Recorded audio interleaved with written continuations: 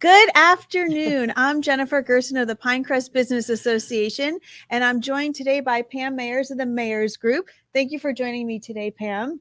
Thank you for inviting us. I'm looking forward to it. Yes, so today we're going to talk about all things real estate. As we know, the real estate market is crazy, for a lack of better terms, right? It is. It's very hot, and everybody knows it. Like the people that are buying know it. They feel like they feel a lot of pressure to make decisions right away. But the sellers know it too because they anticipate getting more for their property than maybe it's worth. Yes, so they do. A double-edged sword. Yes. So I think, from, a lot of things that we're encountering, everybody knows that Pam and I work together on real estate. A lot of sellers have, for lack of better terms, ideas of grandeur right now. Like, obviously, values are up, but they're not necessarily up to the point where sellers think they are. That's true. And you have to be understanding about your price level and how you price it. And if you're a little bit overpriced, a little bit maybe, but you know what? If you haven't sold it in a month or 6 weeks, you need to reevaluate because new things are coming on the market and your market changes. The condo market is different than the single family home market. I had a customer who actually lived in Bali. She bought a bunch of investment properties years ago. She's like, let's liquidate it. But she was very good when we used to be the only condo for sale. It was $250,000. But all of a sudden, the market has started to change a little bit, a little softer. All of a sudden, we have 5 other condos, more competition, and we had to reduce the price, $30,000. She sold it, which was great, and that's what was her goal. But you've almost missed the market, I think, if you're trying just to get a stupid price. You can't do that. You're seeing competition come in the market. Right, that too. The other thing is if they're not an all cash buyer, the house isn't going to appraise for these stupid prices. And we are seeing that more and more as well. Yes. And it was funny in the beginning. I remember I sold a house in Palmetto Bay where they did like a drive-by. I had really nice pictures and I'd spent a lot of money on the pictures, and they almost did the appraisal from the pictures. I'm like, okay, that works for me. But recently I had a house in Homestead, and I was shocked. I thought I priced it right on, and I looked at a lot of statistical analysis, but we ended up being about $15,000 off. And then you have to go in and renegotiate the price. Right. But that's why it's really important when you pick, let's say you get 2 or 3 contracts. And I think on that house we got like 4 contracts. But some people were only putting 5% down. I knew if anything went wrong, they didn't have the cash to step in. Right. And so what happens is you go back to the person, or your realtor should, if you have a good realtor who represents you, say, listen, I have 4 other offers. If you really want this house, you're going to have to take that $15,000 out of your pocket and pay cash to bring it up, because my customer will just put it back on the market, which is what we did. And you know what? They paid. It's legal. There's nothing illegal. We worked everything out. So it's important to be flexible through the whole transaction. Don't think once you've sold it, you have to do inspections, though most people are not being picky about inspections. But you have to get through the appraisal. You do. But even though people aren't being picky about inspections are not something that you should forego. No, they shouldn't. What's happened with the market is people always say to us, we want an as-is contract. And all the contracts are as-is. Of course. But people still do inspections, and they find termites, they want you to pay for it. But actually with that house, with the house before that, I don't know, one of my houses, they came back and they said, oh, we'd like you to fix something. But their realtor, it's funny, you really find that you get a realtor who knows what they're doing, not somebody's aunt or uncle or family friend. Right. So they had completely missed their inspection period.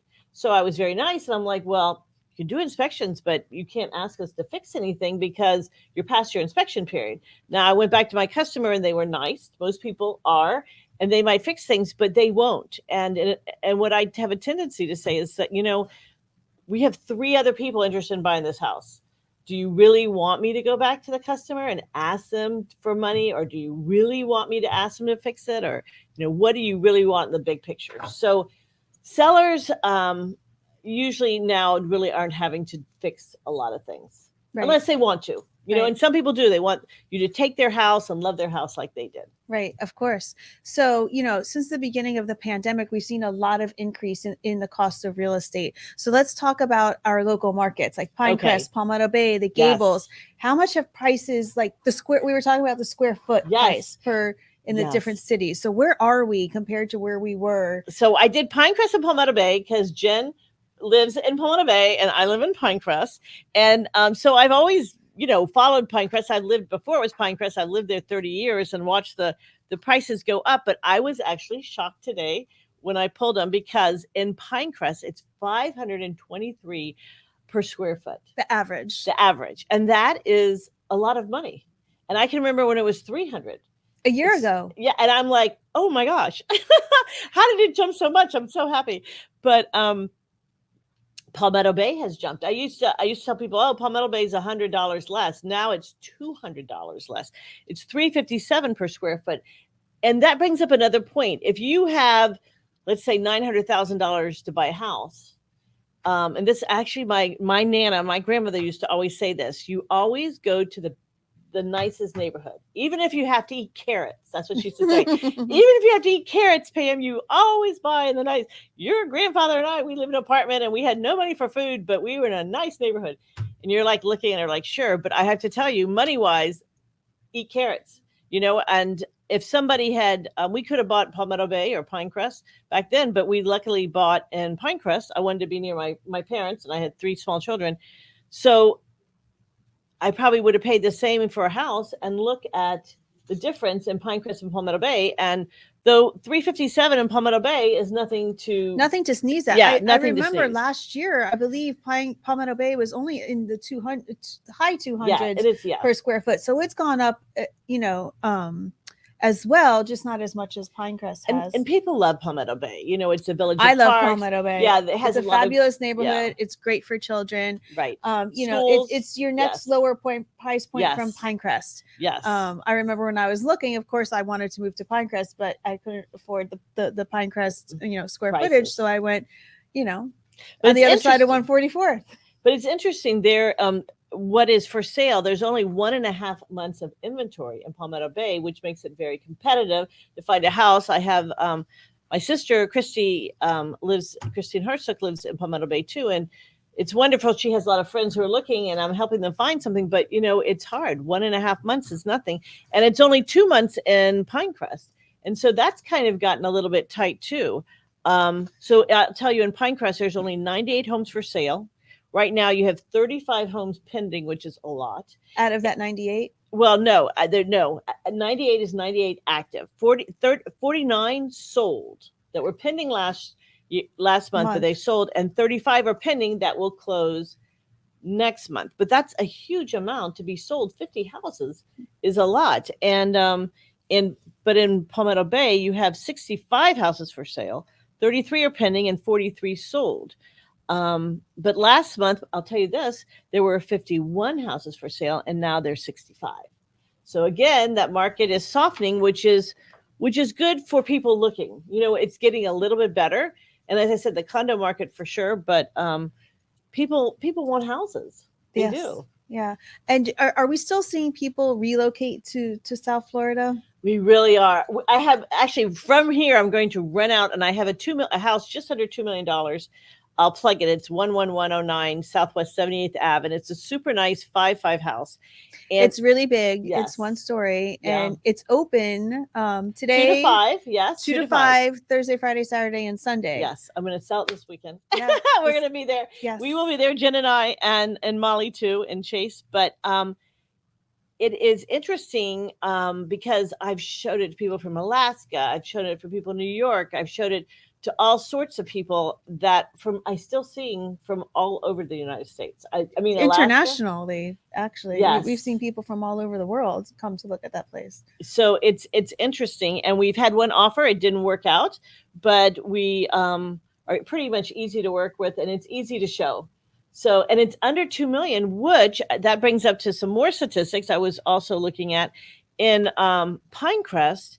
The average asking price of a house is 2.5, which I think is a lot. But what is it selling at? That's a different average. That's always, Mm-hmm. when you're looking for a house, your realtor should be able to answer these questions. But the selling average is 1.956, which is exactly where mine is. So actually my house is not overpriced in any way. It is really priced to Price at sell. market. Yes, Yes, priced it's to right sell. there. And in Palmetto Bay, the average price is 1.2 for sale. But it's selling around 800. And I know you were talking about some Yeah, one of my statistics. neighbors, they purchased their house about the same time I did, which is five years ago, and I mean they just sold it for 300,000 more than they paid for it. They paid five and change, and they sold it for eight and change. I mean that's a nice Yeah. 3-year investment. Yes, it is. But the catch is, where do you move to? And the rental market is making me insane. That was the next thing I was going to talk about. Yes. Because the rental, the buying and selling market is softening. However, the rental market is not. No. The rental market is chaotic. It's stressful. I mean, we all have customers that are looking for places, and it is so hard to find them. I had one customer, this last month, where one day we just decided to put 10 offers out there to see, sight unseen, and knock on wood, we got very lucky, and the place that accepted our offer was clean and nice, and it worked for their needs. But you don't even have time to go look at places right now. No, and that's really the way it is. I have a house I put on the market, I think, like, I don't know, what is today, Thursday? I think I put it on Monday last night. And so I've been showing. It's been shown probably 40 times. I got 15 offers. I had to sit down and write a spreadsheet of like, even though we do our own background checks for our customers, I looked at their credit scores. I looked at all these different factors. And then EWM, Berkshire Hathaway, does a background check on them. And then we go into lease. So even if it is in a community down south, and they'll do their own background check, but that doesn't help our customers. Correct. We do a background check for them, so they know that I'm making the best decision on the person to go to lease. But a realtor called me actually this morning saying, "How could you not pick my customer?" And I'm like, "Because I had 14 offers. I mean, you're not the only customer that had good things going." And he's like, "I want to know what's wrong with my thing." And I'm like, I'm not going to get into this. What I mean? Right now we're running a background check. And if we have an issue, then we will go down the list, and then we'll go down the list. You. And I told him, your customer's wonderful, but people start trading. Somebody had put an illegal wall in the garage. And I said, well, we're going to tear that down. He goes, no, we'll keep the wall. No, you don't have to paint it. No, you don't have to do new carpet. So it is stressful because you're literally getting calls and texts till like 11 at night. Yeah, and you're like, you have to shut the ringer off after a while. Yes, because for a $2,000 rental, you're like, I'm going to go insane, and I'll be very glad when I write that lease. And I pinned it.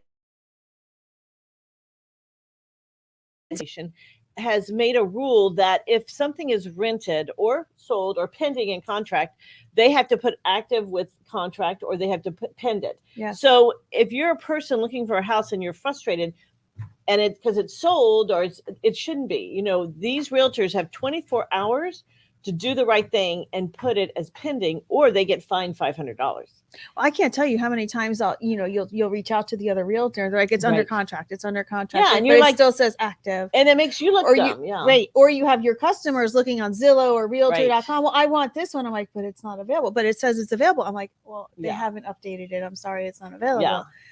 So it gets frustrating. Yeah. And why do people do that? Because the realtors who had the listing want you to More call calls, them directly, and they can pick up customers. They'll say, it's not available, but I'll help you find another one. But with rentals, it is really hard to find something. I had somebody call me today who I sent him something a month ago, and he's like, Pam, I have to have. He just wants a 1-1 for $1,600 and less, which I think $1,600 for a 1-1, and I think I sent him like 6 or 7 things. So it's not 25. It's not a lot to choose from. It's not a lot. And then, people don't understand is there's no negotiating in a rental right now. People are paying over ask. Yes. And that's actually what happened with this. I can't say exactly, but we were asking 22. We definitely, people were sending me, we'll pay this amount we will pay you 4 months up front. Yes. We'll do da da da. I mean, if somebody calls me, one person said, "We're not going to pay over." And we only want to do first and security. Those days Are gone. gone. If you really want to get a rental, as I said, whoever you're dealing with rentals, it's a competitive market, and it's not it is definitely a seller's or a landlord's Right. market. So, and it's so competitive because we have so many people that we have our regular renters, we have our people that are relocating here that want to get Yes. a taste of the area before they decide to buy. And then you have the people that have wanted to take advantage of the uptick in housing pricing and selling their houses Yes. and want to rent until the market cools down. So you have 3 times as many people looking for rentals than in the normal market. You do. And that's actually a lot of the calls I got for this 2200 one. I was shocked. It was people saying, "I don't have a place to live. I've been kicked out. I don't have a." And I had a friend of mine who had 6 animals, and I'm like, "How do you move with 6 animals?" I read something the other day. There's a person, their rent was increased from $2,800 a month to $4,000 a month, and people were like, "Is that illegal?" And it really isn't. No, not if you're out of contract. And you know right, what? as long as the lease is up. Yeah, and I would look at, before you say no, I would look at the statistics and say, it's interesting. I have another one in Arteza where the person is giving the landlord a hard time about rent. He wanted to go up maybe $150, and they're giving him a hard time about the rent. And I call the realtor and goes, they shouldn't give him a hard time, because really now we want him to leave. So my customer will get more money for that rental, and he is going to have a hard time finding the price we were going to give him. But last month, remember, we had a good friend of ours who was getting $2,200. I rented his house for $34. It went up $1,200. Yeah. But it was a nice house. 22 was very low, but it wasn't in the most super. It was a great house, though. I have to tell you, it was on the water and everything. I mean, but that's how the rental market has changed. It used to be you could go to Homestead and find a ridiculous house, but now Homestead is still very competitive. Everything has gotten competitive. The people that are really moving are people sometimes moving out of Miami they already have a place. Yeah. They're like, "Pam, we didn't we didn't want to move right now, but we're going to take advantage." And why not? It's all extra money for them. But the catch is they're going to pay more for building supplies too. A lot more. So a lot more. They're at record highs right now. You're right, and hopefully that'll change, because record highs, and it's very slow to get building supplies. Right. We all know I've been talking about this for 6 months on this show, that I've been building a pool since February. Yeah, a really nice pool. I still have a hole in my backyard. Yeah. With piles of dirt. Everything is very. But you're moving. It's a turtle's pace, but it is moving. Hopefully, we'll get there sooner than later. But even getting equipment, I wanted to change the cooktop in my kitchen, and I think I waited 3 or 4 months. I finally got one. It was damaged. I had to wait another 3 months. I ordered it from Wayfair, Best Buy. I mean, you name a place. I had it on order. Like, it wasn't a cheap one either. Right.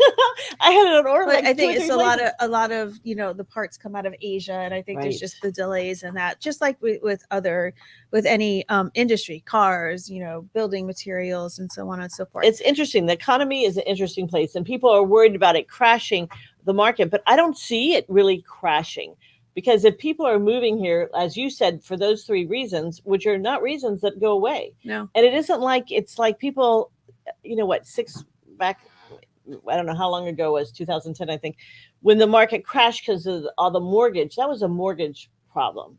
But we've had cash buying here. We have people from New York who sold their $1.2 million condo and can buy a house for $800,000 and with a pool. Mm-hmm. You know what I mean? So people are paying cash, and they are also, the banks are still very strict because of COVID and the resurgence of COVID, and it's still interesting market, I think, economically. I think it's very interesting as well. And I like you said, I agree. I don't think it's going to crash. I do think it's going to level out a little bit. Yes, which would be good. Yes, which would be so great. Nice. Which would be great. So let's help some people out that are looking for a realtor. Okay. I'm gonna interview you. I'm gonna hire you as a realtor. So Pam, how long have you been in business? About 20 years. just Yes. so you're a little new at this, right? And then I also have a team. And so all that out, Molly's been doing it about 20 years. Mhm. And we have you and Chase that are newer, but are seasoned because we're busy. Yes, And we're very busy. And then how well do you know the area? I mean, I think we just went through Yes. that, but that's very important when you're It really hiring a is. realtor is how much they know the area, how involved they are with the area. I mean, the two of us have the maps of Pinecrest and Palmetto Bay on the back of our hands. Right. We could do it in our sleep, for sure. But I'd also tell you an interesting story that I was talking to somebody who was interested in this $2 million house I have. And he goes, as soon as I close on this other property, I'll write you a check right now. This is a great house. It's one story, da, da, da, da, da. No flood zone, impact windows, It has fit his everything. needs, yes. It's a private street. So anyway, but he was waiting to close on something. And I went and talked to him and I said, you shouldn't be waiting. Go get a backup contract. Don't in this day and age, nobody should jerk you around and make you wait to settle things. Either they want to buy it or they don't. Mhm. And if they don't, and even if you're in contract, you can get a backup contract. And he goes, is that legal?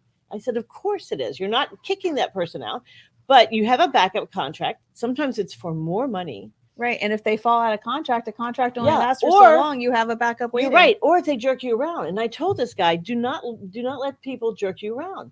And even his lawyer, and all the lawyers were talking, of course, the lawyers make money.